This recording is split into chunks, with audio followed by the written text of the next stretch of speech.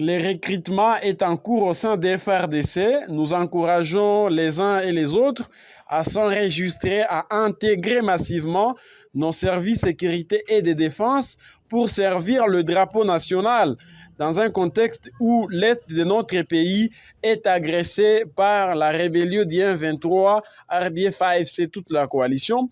Nous insistons surtout pour ce qui concerne les animateurs des partis politiques et des plateformes politiques qui envoient beaucoup de leurs combattants, de leurs militants dans des institutions politiques et dans des entreprises et établissements publics, même lorsque ces derniers n'ont pas les atouts ou du moins toutes les capacités nécessaires. Et quand même, nous les voyons envoyer les gens sur base de ce qu'ils appellent quotas, sur base de ce qu'ils appellent aussi poids politique.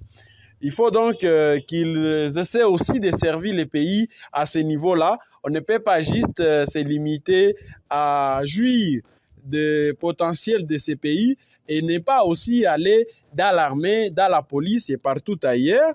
Nous encourageons donc les jeunes à intégrer massivement l'armée. Allez-y, très chers compatriotes, il n'y a pas beaucoup de conditions. Il faut juste avoir 18 ans et 35 ans. Il y a aussi la possibilité de faire ce qu'on appelle la session spéciale.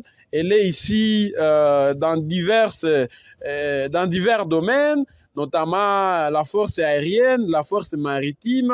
Et on peut aussi faire la santé militaire, les génies et même la communication. Voilà un peu, très chers journalistes, ce que nous pensons par rapport à cet appel qui vient d'être lancé par la haute hiérarchie de l'armée.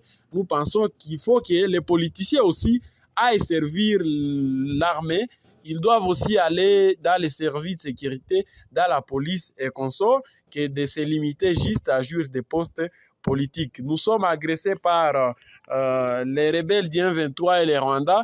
Je crois que c'est important que les uns les autres aussi servent les drapeaux nationaux.